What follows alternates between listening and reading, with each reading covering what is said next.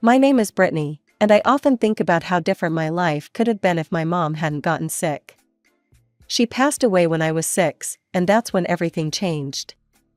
Our house used to be full of her laughter, and the photos of our happy family covered every wall. Dad took it really hard. For months, he barely spoke, just went to work and came back home, where I tried my best to be quiet and not bother him. I didn't really understand death back then. I kept asking when Mom would come back from heaven. Dad would just hug me tight and say nothing. Then he met Sandra at some work event. She started coming over for dinner, and I noticed Dad smiling more. I guess that's why I didn't say anything when, one by one, Mom's photos started disappearing from the walls, replaced by new ones with Sandra in them. "Brittany, Sandra, and I have something to tell you," Dad said one evening. They sat me down in our living room, and I remember playing with the hem of my dress, feeling nervous. "Sandra and I are getting married. She's going to live with us and be your new mom. You'll see, everything will be wonderful." But it wasn't wonderful. As soon as they got back from their honeymoon, Sandra started changing things. She rearranged all the furniture, repainted the walls, and set up what she called house rules. "Brittany, your room is a mess again," she'd say every morning. "A young lady should keep her space tidy. And please keep your voice down when you're playing, I have a headache." I always had to help with chores, even though I was just 6. When I complained to Dad, he'd just say, "Listen to Sandra, honey. She knows what's best for you." One day, I overheard them arguing in their bedroom. I pressed my ear against the door, trying to make out the words. "She's just not adjusting well, John," Sandra was saying. "Maybe it would be better if she lived with your mother? She's always saying how much she misses having family around." No, Dad's voice was quiet. "I promised Sarah, I promised her before I swore I'd take care of Brittany. And there's the money she left for Brittany's college. I gave my word it would go to her education." I didn't know it then, but things were about to get even harder. A year later, Sandra got pregnant, and everything changed again. Dad was over the moon, and Sandra couldn't stop talking about how she was finally going to have her own child. Those words hurt more than any chore or rule she'd ever given me. Because that's what I was to her, someone else's child. Not her own. Never her own. When Emma was born, I was 8 years old. I remember standing in the hospital hallway with Dad, peering through the nursery window at my new baby sister. She was so tiny, wrapped in a pink blanket, and Dad couldn't stop smiling. "You're a big sister now, Brittany," he said proudly. "You'll help take care of Emma, won't you?" I nodded eagerly, not understanding what that really meant. But I found out pretty quickly when they brought Emma home. Sandra wasted no time in turning me into her personal assistant. "Brittany, bring me fresh diapers. Brittany, wash these bottles. Brittany, hold Emma while I make a phone call." The demands never stopped. By the time I was 9, I knew how to change diapers, prepare baby formula, and cook simple baby food. While other kids my age were playing outside after school, I was mashing bananas and stirring rice cereal for Emma. "But I want to go to Sarah's birthday party," I remember pleading one Saturday. "Emma needs you here," Sandra said firmly. "She's teething and fussy. Besides, someone needs to clean up the mess she made in the playroom." As Emma grew, so did my responsibilities. I had to watch her constantly, making sure she didn't fall while learning to walk or put dangerous things in her mouth. Meanwhile, Emma was showered with attention and gifts. Every tantrum was rewarded with a new toy or treat. When she turned 4, Emma realized she could get me in trouble whenever she wanted. And boy, did she use that power. One time, she deliberately spilled her juice all over her new dress, then ran crying to Sandra. "Brittany pushed me," she wailed. I spent that weekend grounded in my room. Another time, she broke her expensive musical toy and blamed me. "Brittany was playing with it when it broke," she claimed. It didn't matter that I was doing homework at the time. I lost my allowance for a month to pay for a replacement. The worst was when she cut up her own party dress with scissors, then hid the scissors in my backpack. Sandra found them during one of her room inspections. "How could you be so jealous?" Sandra yelled at me. "Do you know how much that dress cost?" But I didn't, I tried to explain. "Go to your room," Dad interrupted. "We'll discuss your punishment later." Emma stood in the doorway, smirking at me as I walked past.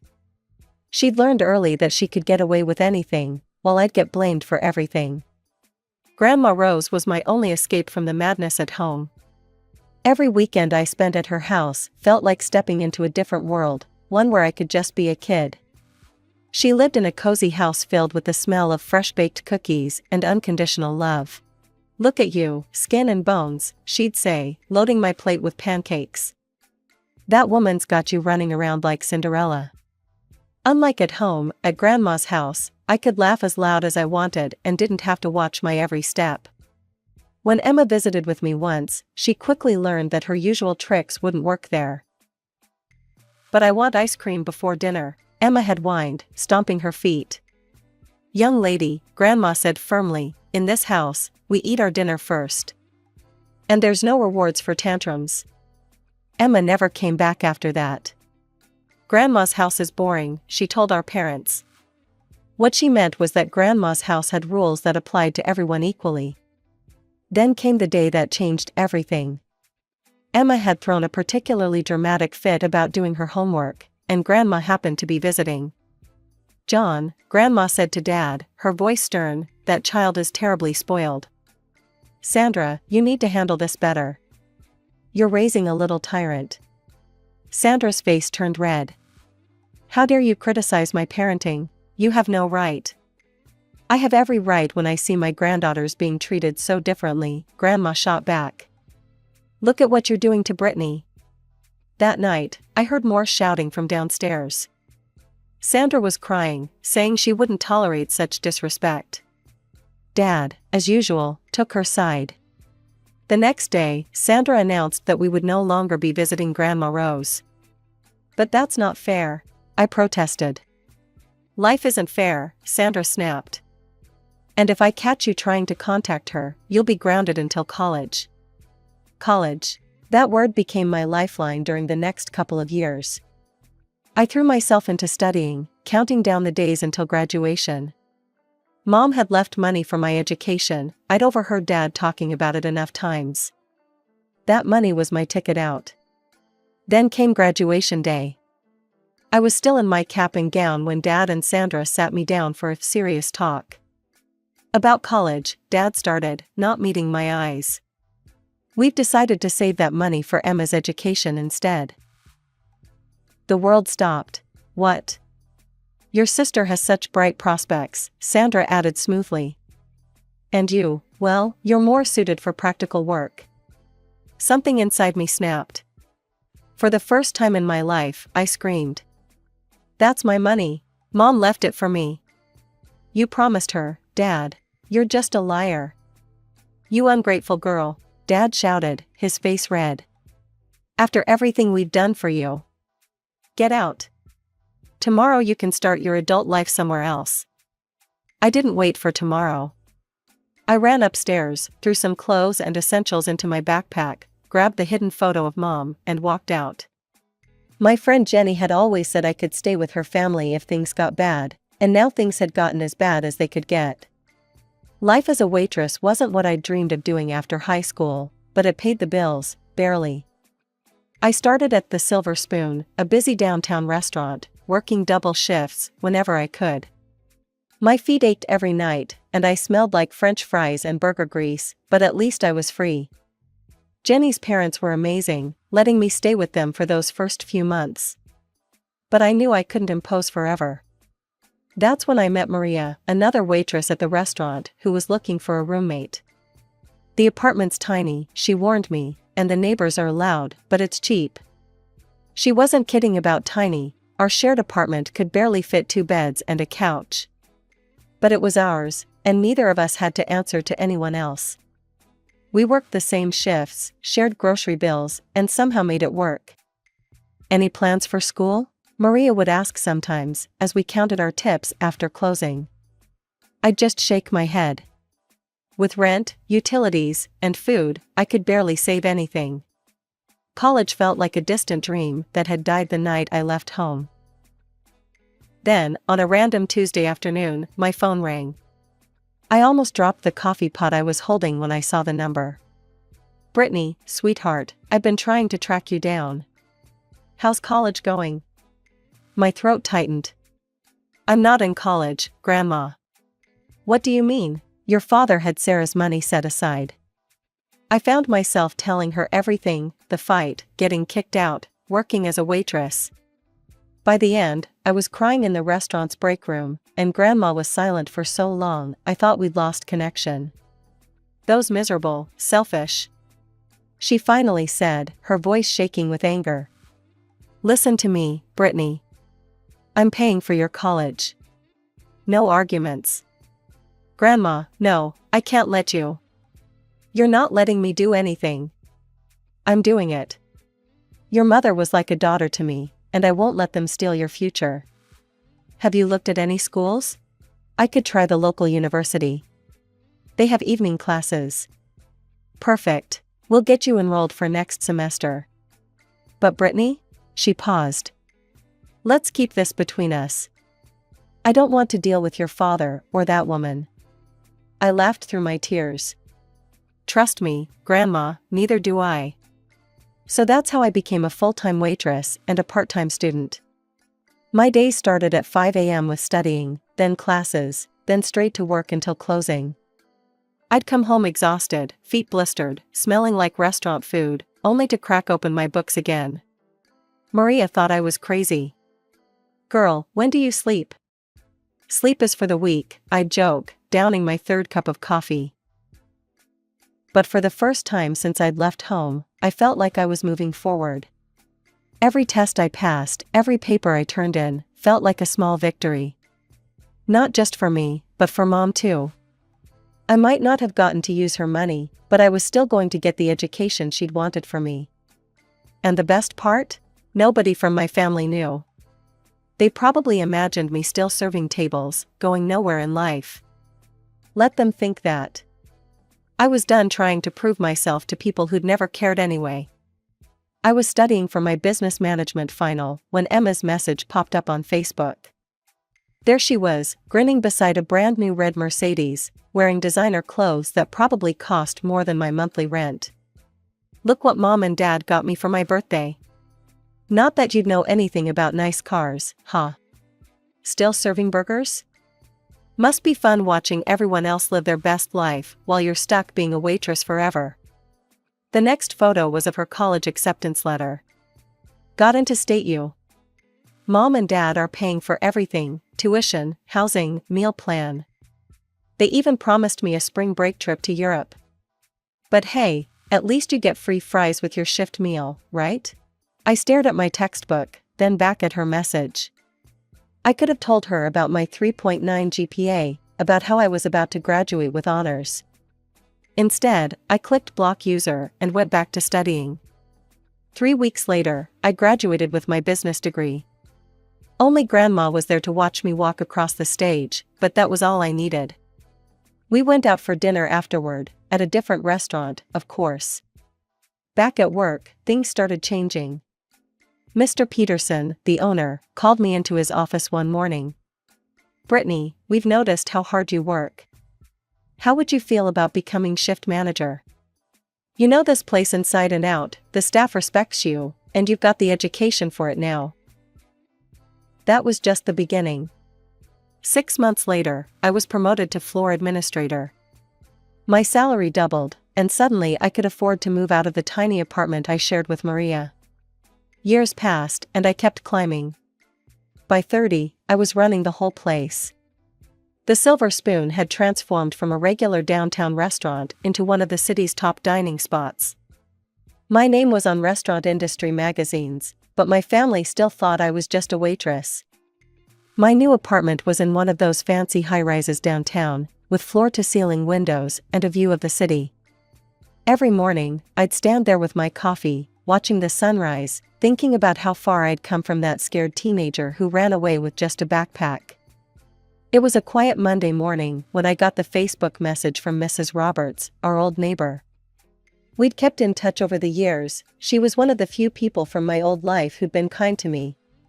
She'd often slip me cookies when Sandra was being particularly harsh, and once even helped me hide my mom's photo album when Sandra wanted to throw it away. Brittany, honey, I thought you should know. Emma's graduating next week, and she's planning something nasty. She's made reservations at the Silver Spoon. She knows you work there. She's been bragging to everyone about how she's going to have you wait on her table. Says it'll be hilarious to have her college dropout sister serve her graduation party. She's invited all her snobby friends and even some of our old neighbors. She's been telling everyone how she's going to show them what a failure you turned out to be. I thought you should know. I sat back in my leather office chair, looking out over the restaurant floor through the one-way glass. The lunch rush was just beginning, and I watched my well-trained staff move efficiently between tables, like a perfectly choreographed dance. A slow smile spread across my face as I opened our reservation system. Sure enough, there it was, Emma Wilson, party of 15, Saturday 7 p.m., graduation celebration. She'd even added a special note requesting the best table in the house, price is no object. My fingers hovered over the keyboard. I could cancel it. One click, and their reservation would disappear. I could have Janet call with some excuse about a plumbing emergency or a double booking. But no, I had a better idea. I picked up my phone and called Grandma, who answered on the second ring. She was probably in her garden. She always kept her phone close while tending to her prized roses. You'll never guess who's coming to dine at my restaurant, I said when she answered. Who? Emma. And Dad and Sandra. They're coming to celebrate her graduation. Apparently, she specifically chose this place to humiliate her waitress sister. Mrs. Roberts just warned me about it. Grandma's voice turned sharp. Cancel their reservation. You don't need that kind of negativity in your life, Brittany. Haven't they hurt you enough? Actually, I couldn't help grinning as I looked at the framed Businesswoman of the Year award on my wall. I have a better idea. How would you like to come to dinner that night? I'll give you the best table in the house, behind the marble column by the waterfall wall. You'll be able to see everything, but they won't see you. There was a pause, then Grandma started laughing, that deep, mischievous laugh that always meant trouble when I was growing up. Oh, you devious girl. Count me in. Should I wear my pearls for the occasion? Perfect. I'll have Carlos make your favorite chocolate souffle. He's been practicing that new raspberry sauce you liked last time. I'll bring my camera, Grandma chuckled. This is going to be better than those reality TV shows you used to watch. After we hung up, I called in my assistant. Janet, clear my schedule for next Saturday evening. And make sure the staff knows I'll be handling a special table personally. Of course, Ms. Wilson. Anything else? Yes, I smiled, running my finger along the spine of my business management degree diploma hanging on the wall. Make sure we have our finest champagne chilled. And have Miguel prepare his special caviar appetizers. I have a feeling it's going to be quite a memorable night. As I looked out over my restaurant again, I couldn't help but think how perfect this was. Emma had always loved her little power plays, her attempts to humiliate me. Well, this time, she was walking right into my territory. And I was ready. Saturday evening arrived, and the restaurant was buzzing with its usual weekend energy. I watched from my office as my sister's party arrived, Emma in a designer dress that probably cost more than most people's monthly salary, Sandra in her typical overdone makeup, and Dad looking older than I remembered. They were surrounded by Emma's friends, all dressed to impress. I could see Grandma at her hidden table, pretending to read the menu while watching everything. She gave me a subtle wink when I passed by. Excuse me, Emma's loud voice carried across the restaurant. I specifically requested my sister, Brittany, as our server. Where is she? I smoothed down my tailored suit jacket and approached their table. Emma's face lit up with malicious delight when she saw me. Oh my God, everyone, this is my sister I was telling you about. She gestured at me like I was some exhibit at a zoo. Still a waitress after all these years. I mean, I just graduated from State U, and she's still carrying plates. The table erupted in laughter, led by Emma. Dad chuckled too, though he couldn't quite meet my eyes. Sandra just sat there with that superior smirk I remembered so well. Look at her clothes, Emma stage whispered to her friends. I guess that's what you can afford on a waitress's salary. I stood there in my Armani suit, letting them laugh. The irony wasn't lost on me. What can I get for you this evening? I asked professionally. Emma made a show of studying the menu. Well, since you asked, I'll have the lobster thermidor. Oh wait. She looked up with fake concern. Can you even afford to eat at a place like this? Do you know what lobster is? More forced laughter from her friends, though some were starting to look uncomfortable. And after dinner, Emma continued, her voice dripping with contempt, I want you to personally wash our dishes. I'll even give you a nice tip, maybe you can buy yourself some decent clothes for once. I could see Grandma gripping her table's edge so hard her knuckles were white. Some of the guests were whispering among themselves, clearly embarrassed by Emma's behavior. Sandra finally spoke up, her voice cold. Really, Brittany, you should be grateful Emma chose your establishment for her celebration. Though I must say, I'm surprised they hired someone like you at such a nice place. Actually, I said, my smile never wavering, I won't be able to take your order or wash your dishes tonight. Emma's face darkened. What do you mean, you won't? I want to speak to your manager right now. I'll have you fired. That won't be necessary, I said calmly. The manager is already here. Well, where are they? Emma demanded, looking around. You're looking at her. The silence that fell over the table was absolute. Emma's mouth opened and closed like a fish out of water. Dad's face had gone completely white, and Sandra looked like she'd swallowed something sour. That's impossible, Emma finally sputtered. You're lying. You're just a waitress. Actually, came a familiar voice, she's not just the manager. She owns 30% of this restaurant now. Grandma rose from her hidden table and walked over, her heels clicking on the marble floor. The look she gave Dad could have frozen hell over. While you were busy spoiling one daughter and crushing the other, I put Brittany through college. She worked here as a waitress during the day and studied business management at night. Every single success she has, she earned herself. Emma jumped up, her face red. That's not fair. You're lying. She's nothing but a successful businesswoman who owns part of one of the city's most prestigious restaurants? Grandma cut in. Who bought her own luxury apartment while you're still living off Daddy's money? Is that what you were going to say? Dad finally found his voice. Mom, Don't you dare, Mom me, John Wilson, Grandma snapped. You let that woman turn you against your own daughter. You gave away Brittany's college money her mother left specifically for her. Well, guess what? I'm making things right. I've already changed my will. Everything I own goes to Brittany. Every penny. Sandra shot up from her chair. You can't do that. Emma is your granddaughter too. Emma has had everything handed to her on a silver platter her entire life, Grandma replied coldly.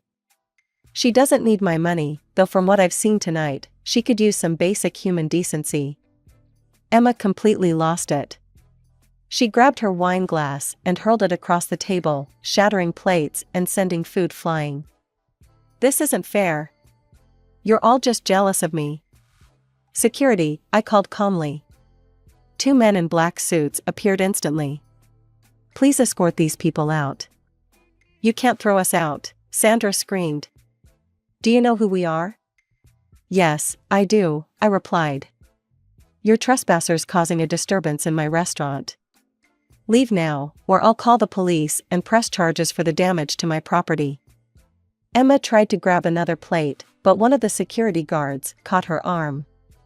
Dad just stood there, looking lost, as they were all led to the door. Brittany, he called back weakly. Please, can we talk? I turned my back and walked away. Over the next few months, he tried everything: calls, emails, even showing up at the restaurant once. I had security turn him away. That was 5 years ago. The Silver Spoon is now the top-rated restaurant in the city, and I've opened 2 more locations. Grandma kept her word about the will, though thankfully she's still going strong at 75, tending her garden and coming to the restaurant every Sunday for her chocolate soufflé. Last week, I got another message from Emma. Something about how she's changed and wants to make amends. I did what I always do with messages from that part of my life, hit delete and went back to work. Some chapters are better left closed.